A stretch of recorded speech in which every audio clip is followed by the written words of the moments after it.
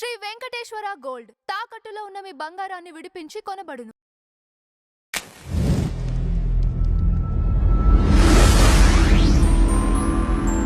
Madam నమస్కారం. నమస్తే అండి. మేడం మళ్ళీ అనసూయ చేసిన ట్వీట్స్, ఆవిడ చేసిన పోస్ట్ చేసిన ఫొటోసు, వీడియో వైరల్ అవుతుంది. ఎందుకని ఆవిడ ఈ విషయాన్ని వదిలేయకుండా ప్రతిరోజు తన సోషల్ మీడియాలో పోస్టులు కానివ్వండి, లేకపోతే స్టేటస్ కానివ్వండి పెడుతూనే ఉండటం జరుగుతుంది. ఇంకా డ్రాగ్ చేస్తూనే ఉన్నారు. ఆఖరికి దేవాలయాలపైన కామెంట్ చేశారు. రకరకాల వీడియోస్ ఇంకా దీనిపైనే పోస్ట్ చేస్తూ ఉండటం జరుగుతుంది. ఇప్పుడు మీరు చూసారు ఆవిడ మొన్న మాట్లాడడం, ఒక ఛానల్లో మాట్లాడారు ఆవిడ. ఒక కాలంలో రవికలే లేవు, ఒక గుడ్డ చుట్టుకుని పని చేసేవాళ్ళు, వంటలు చేసేవాళ్ళని. అది కరెక్ట్. బ్రాహ్మణ కుటుంబాలలో ఆడవాళ్ళు తడిబట్ట కట్టుకుని వంటలు చేసేవాళ్ళు, ఎందుకంటే పొయ్యి దగ్గర పని చేస్తారు కదా. ఇంకొకటి ఏంటంటేనండి, ఆ రోజుల్లో మనకి పెద్ద పెద్ద ఇళ్ళు సాధారణంగా, తర్వాత మగవాళ్ళు పూజల్లో ఉండేవాళ్ళు, ఆడవాళ్ళు వంటలు చేసుకునేవాళ్ళు. తర్వాత చదువు అనేది కొద్దిపాటి ఉండేది, ఆడవాళ్ళకు కూడా ఇంట్లోనే చదువుకునేవాళ్ళు వాళ్ళు. అయితే అప్పుడు వేసుకోవటం వల్ల మనకేమి వికారం వచ్చేది కాదు ఎవరికి. ఈవెన్ కొడుకులు కూడా తల్లిని చూస్తే ఎటువంటి ఇది కలిగేది కాదు, ఎందుకంటే వాళ్ళు అసలు ఎప్పుడు కలిసి పడుకుంటారు భార్యాభర్తలు అనేది మనకు తెలియదు. అట్లా ఉండేవి, వ్యవస్థలు అలా ఉండేవి. తర్వాత వితంతువులు రవికలు వేసుకునేవాళ్ళు కాదు మా ఇళ్లలో కూడా. ఆ తర్వాత కందుకూరి వీరేశలింగం గారు 1881లో మొట్టమొదటి వితంతు వివాహం చేశారు, ఆడవాళ్ళు ఈ బాధలు చూడలేక. ఇప్పుడు రవికలు వేసుకోవడం కోసం అప్పుడు యుద్ధం చేశారు. ఇప్పుడు మీరు రవికలు అప్పుడు లేవు కదా, ఇప్పుడు ఎందుకు అని మీరు యుద్ధం చేస్తున్నారు. ఇప్పుడు రవిక మిమ్మల్ని వేసుకోమని ఎవడు చెప్పలా. ఇప్పుడు కొంతమంది వేసుకునేవి అవి అసలు జాకెట్లా కాదా మనకు తెలీదు, అది వాళ్ళ ఇష్టం. దాని గురించి ఇప్పుడు మనం అసలు వాదన చెయ్యట్లేదు. కానీ అప్పనంగా మీరు మీ బాడీని ఎవడికో ఎందుకు చూపిస్తారని అడుగుతున్నాం.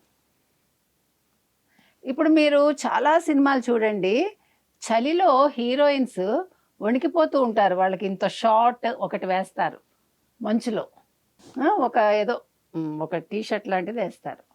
వాళ్ళకి ఎంత కష్టం ఆలోచించండి. వాళ్ళు డబ్బులు ఇస్తున్నారు సరే, హీరో కంటా ఎక్కువ డబ్బులు ఏమి హీరోయిన్కి ఇవ్వరు. హీరో కోట్ వేసేసుకుంటాడు, సూట్ వేసేసుకుంటాడు, వాడికి ఏం చలి ఉండదు. నీకేం కర్మ. తర్వాత ఈవిడ మాట్లాడుతున్నారు కదా, ఈ 2 మాటలు మాట్లాడారు, మీరు మాట్లాడింది తప్పు అంటున్నారు కదా. మీరు జబర్దస్త్లో ఆవిడ మాట్లాడిన మాటలు వినండి.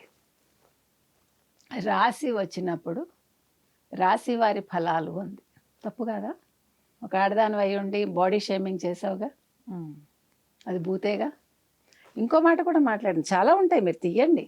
మరి జబర్దస్త్లో మీరందరూ పడి నవ్వుతారు కదా, మీ మీద కమెంట్స్ చేసినా నవ్వుతారు. డబ్బుల కోసం ఇవన్నీ. ప్రజలు మీకు మంచి చెప్తే నచ్చదు మీకు, కానీ మీరు మాట్లాడతారు, అది ఎవరికి తప్పుగా తోచకూడదు. అది జబర్దస్త్, మీకు హాస్యం పండిస్తారు కాబట్టి నవ్వాలి జనాలు, తప్పు కదా. మీరు మొత్తం జబర్దస్త్ కంటెంట్స్ అన్నీ తీసి వేయండి ప్రసన్న గారు, సీరియస్లీ వేయండి. డైలాగ్స్ అన్నీ వేయండి, ఎవరు మాట్లాడిన వాళ్ళవి, ఆడవాళ్ళు మాట్లాడినవి.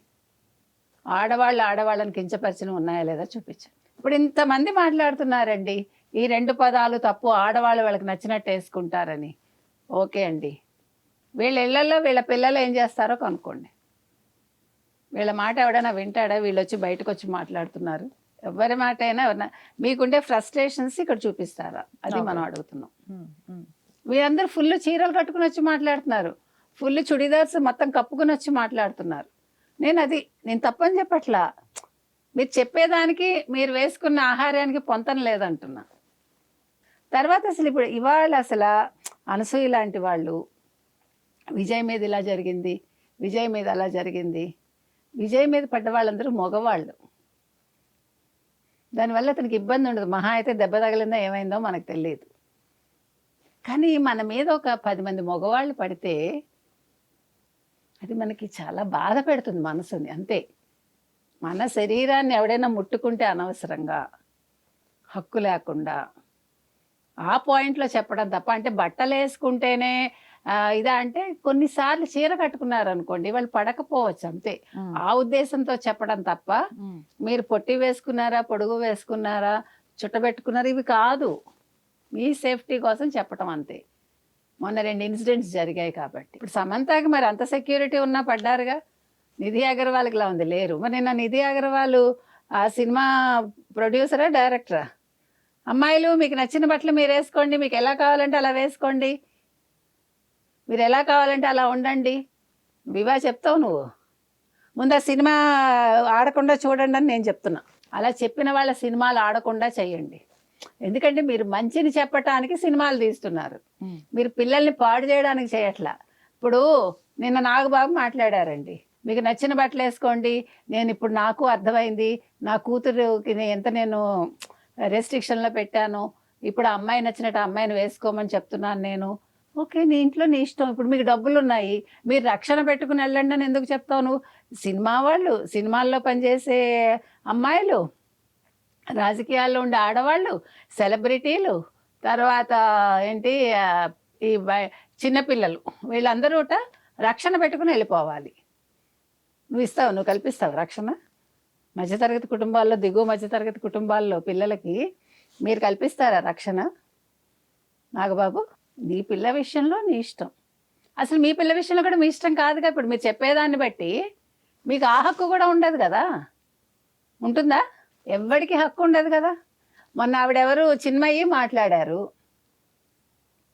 ఆడవాళ్ళ బట్టలు ఏవైనా వేసుకోండి అబ్బా, అది ఇష్యూనే కాదు, కానీ పిల్లలు పాడవకుండా చూడండి, అదొక్కటే మన రిక్వెస్ట్. నెంబర్ 1. నెంబర్ 2, చిన్మయ్యి ఏమంది, నా కొడుకు కూడా మీ సమాజంలో పెరుగుతున్నాడు అంటే నువ్వే సమాజంలోంచి వచ్చావు? ఈ సమాజంలోనే మీరు బతుకుతున్నారు, ఈ సమాజంలోనే మీరు ఫేమ్ తెచ్చుకున్నారు, ఈ సమాజంలోనే మీరు సంపాదించుకున్నారు. ఇప్పుడు ఈ మీ సమాజం వాళ్ళు చూస్తేనే కదా నువ్వు ఈరోజు ఈ స్థితిలో ఉన్నావు. కాబట్టి మీ సమాజంలో నా కొడుకు బతకాలి కాబట్టి నా కొడుకుని ఎలా పెంచాలో మీరు చెప్పండి అన్నారు ఆవిడ. ఒకటి, మీ సమాజాన్ని అడిగి మీరు పిల్లల్ని కనలేదు, పిల్లాడినో పిల్లనో. 2, మీ సమాజంలో మీరు బతకనని అంటున్నారు కాబట్టి మీ సమాజం మీరు పునర్నిర్మించుకోండి. నెంబర్ 1. నెంబర్ 2, మీకు స్వేచ్ఛ అని మీకు ఎలా అంటున్నారో మీరు, మీ కొడుకు కూడా స్వేచ్ఛ ఉంటుంది, మీరు చెప్పే హక్కు మీకు ఉండదు. అప్పుడు మీరు ఎట్లా ఇండివిజువల్గా బతకాలనుకుంటున్నారో మీ కొడుకు కూడా ఎలా బతుకుతాడో అలా బతుకుతాడు, పెరగనివ్వండి తనకి నచ్చినట్టు. మళ్ళీ మీ సమాజాన్ని ఎందుకు అడుగుతున్నారు మీరు, నా కొడుకుని ఎలా పెంచాలని? అసలు కొడుకుని పెంచాలి అనే ఆలోచన మీలో రావటమే తప్పుగా, స్వేచ్ఛ ఉన్నప్పుడు. బాబు నేను నిన్ను కన్నాను, నీకు నచ్చినట్టు పెరుగు అని చెప్పాలి మీరు, అంతే కదా. కనడం వరకే నా బాధ్యత, పెరగడం నీ బాధ్యత, నీకు స్వేచ్ఛ ఉంది, నీ స్వేచ్ఛ ప్రకారం బతుకు అని వీళ్ళందరూ చెప్పాలి. ఈ సామాజికవేత్తలు కావచ్చు, చిన్మయ్య లాంటి వాళ్ళు కావచ్చు, అనసూయ లాంటి వాళ్ళు కావచ్చు, లేకపోతే ఫెమినిస్టులు కావచ్చు, హూఎవర్, సలహాలు ఇచ్చేవాళ్ళందరూ. రైట్ మేడం, అంతే నేను చెప్తాను.